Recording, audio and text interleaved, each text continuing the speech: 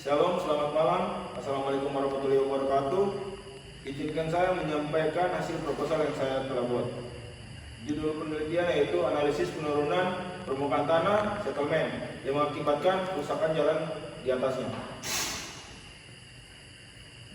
Bab 1 pendahuluan, latar belakang, pelaksanaan analisis penurunan permukaan tanah settlement yang mengakibatkan kerusakan jalan di atasnya. Kondisi tersebut dapat terjadi apabila proses pelaksanaan pada tanah dasar tidak mampu menahan beban di atasnya.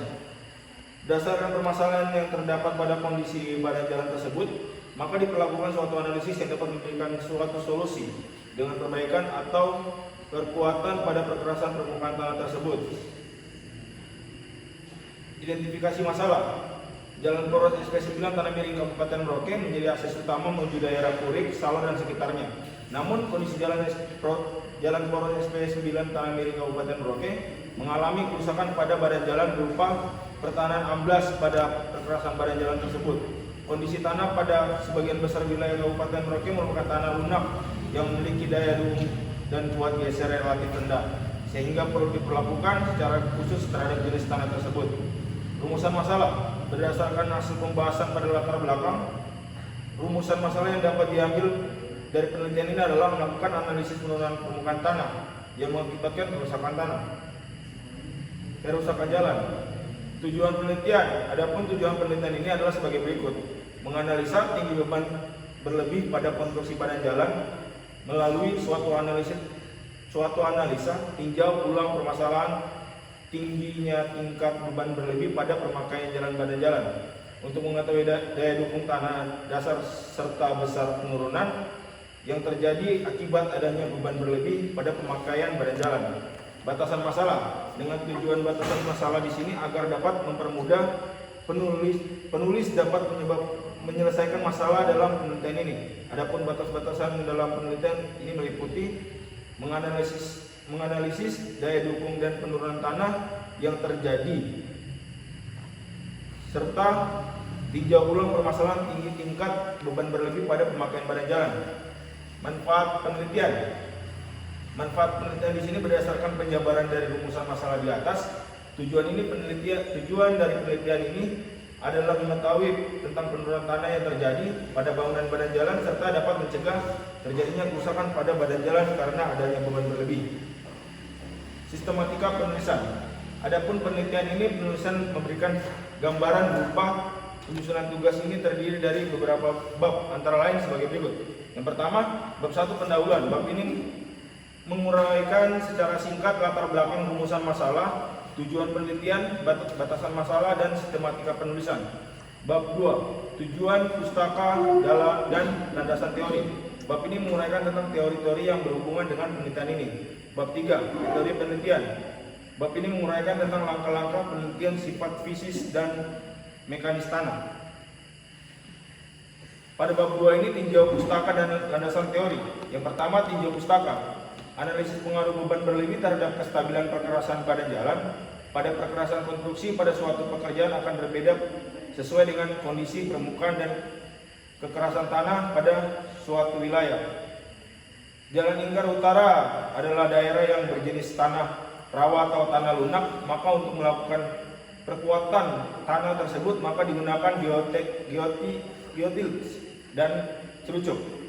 Tujuan penulisan ini adalah mengetahui tinggi timbunan kritis pada badan jalan, mengetahui daya dukung tanah dengan perkuatan, mengetahui penurunan yang terjadi pada timbunan badan jalan, dikenal sebagai Prandtl 1921 yang mengembangkan persamaan dari analisis kondisi aliran. Teori ini dikembangkan oleh Tersaghi 1943, Meyerov 1955, Hassen 1970, Vesil 1975 dan lainnya.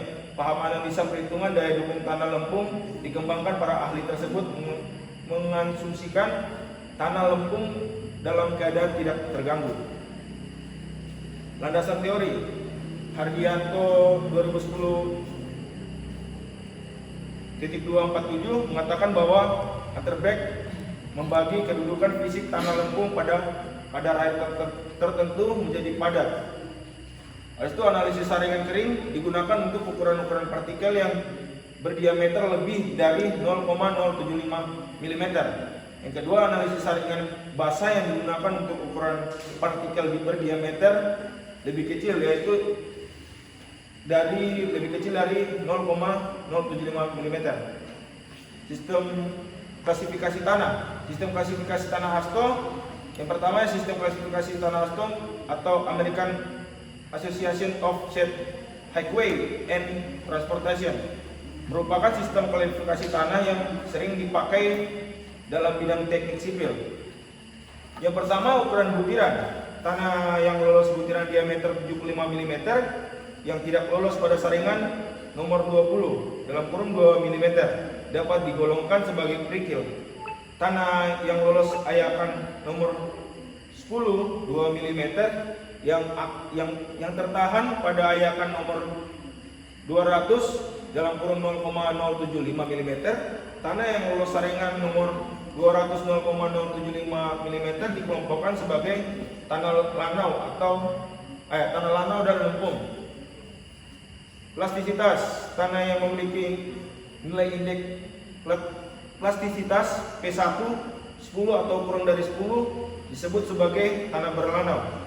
Ketika menentukan klasifikasi tanah, apabila ditemukan bantuan dari ukuran lebih besar dari 75 mm yang diperoleh pada sampel tanah harus dipisahkan. Akan tetapi presentasi dari bantuan yang dipisahkan tersebut dibuat catatan jika sistem klasifikasi AASTO dipakai dalam pengelompokan tanah. Setelah itu data hasil pengujian dicocokkan dengan nilai-nilai yang dapat pada tabel 2.3 dari kolom sebelah kiri ke kolom sebelah kanan sehingga diperoleh nilai-nilai yang sama.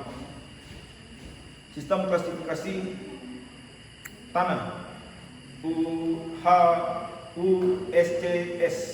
Sistem klasifikasi tanah UNIVET atau USCS, Unified Soil Classification System, pertama kali diajukan oleh Casgrain yang dilanjutkan dikembangkan oleh USBR atau Unit State Brain of Reclamation dan USACE atau dibilang Unit State Army Corps Engineer. Kemudian USCS ini digunakan sebagai metode standar mengklarifikasi oleh ASTM.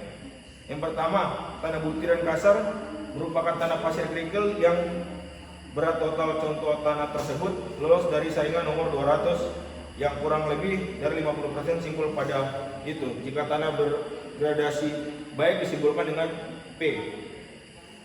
Tanah butiran halus merupakan tanah lempung yang berat total contoh tanah tersebut yang lolos dari saringan nomor 200 lebih dari 50%. Simbol pada kelompok ini adalah O untuk lanau dan C untuk lempung. Plastisitas dinyatakan dengan H jika plastisitas tinggi, dinyatakan L jika plastisitas rendah. Daya dukung tanah. Daya dukung tanah ditinjau sebagai suatu fondasi berbentuk penerus dengan lebar yang terletak di atas tanah dan homogen dan dibenahi dengan beban terbagi rata. Mekanisme keruntuhan tanah. Penurunan konsolidasi menurut Ardianto dapat dibagi ke dalam 3 fase, yaitu fase awal, yaitu fase di mana penurunan terjadi dengan segera sesudah beban bekerja. Penurunan terjadi akibat proses penekanan udara keluar dari dalam pori tanah. Fase konsolidasi primer atau konsolidasi hidronamis, yaitu penurunan dipengaruhi oleh kecepatan aliran air yang meninggalkan tanah akibat adanya tekanan yang sangat dipengaruhi oleh sifat tanah, seperti permeabilitas, kompresibilitas, angka pori, bentuk geometri tanah, tebal lapisan mampat, pengembangan arah horizontal dan zona mampat, batasan lapisan lolos air di mana air keluar menuju lapisan yang lolos air. Fase konsolidasi sekunder merupakan proses kelanjutan dari konsolidasi primer di mana prosesnya berjalan dengan sangat lambat. Analisis penurunan pada tanah dasar. Penurunan yang terjadi pada tanah disebabkan oleh berubahnya susunan tanah maupun pengurangan rongga pori atau air di dalam tanah. Jumlah dan regangan sepanjang kedalaman lapisan merupakan penurunan total tanah. Penurunan akibat beban adalah jumlah total, penurunan segera, dan penurunan kondisional. Menurut Ardianto 1994, penurunan kondisional dapat dihitung dengan persamaan 2.2.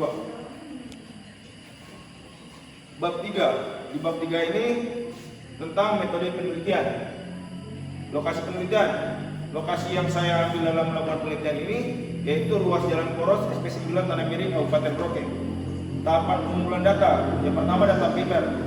Data primer dapat data yang berhubungan dengan data seperti peninjauan lokasi dengan bertujuan mengamati situasi lokasi penelitian. Yang kedua, pengambilan foto-foto lokasi penelitian untuk mengamati analisa, pengamatan dengan analisa, dan diuji laboratorium mekanisme tentang data tanah. Diperoleh dari pengambilan sampel di lokasi, kemudian dilakukan pengujian di laboratorium mekanika tanah untuk mendapatkan sifat fisik tanah. Data tanah yang kita perlukan pada kegiatan penyelidikan tanah untuk analisa stabilitas lereng pada ruas jalan SP9 Tanah Miring Kabupaten Merauke meliputi yang pertama sifat-sifat fasis, berat isi tanah, kohesi, dan sudut geser dalam tanah. Yang kedua sifat mekanis meliputi hasil dari Direxler test. Data sekunder. Data sekunder yaitu data yang berhubungan dengan investigasi geolistik dan topografi situasi. Pengambilan sampel tanah dapat terganggu menggunakan pengambilan sampel tanah tak terganggu menggunakan metode handbore.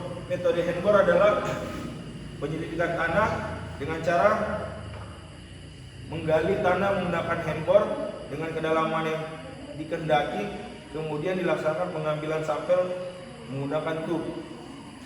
Parameter tanah ini merupakan data yang digunakan untuk memperoleh hasil perhitungan analisis konsolidasi badan jalan.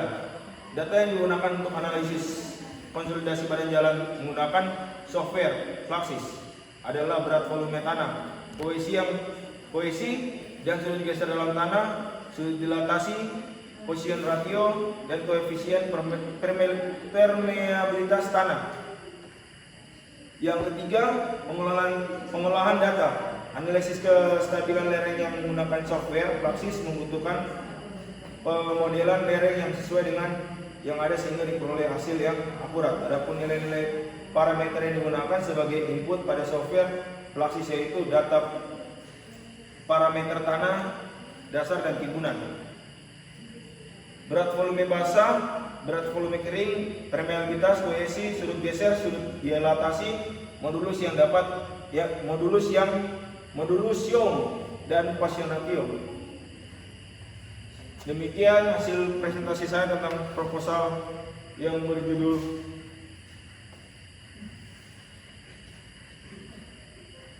Analisis penurunan permukaan tanah settlement yang mengakibatkan kerusakan jalan di atasnya. Sekian dari saya. Selamat malam. Assalamualaikum warahmatullahi wabarakatuh. Salam FK. Sudah. Ini Panambia nih. 13.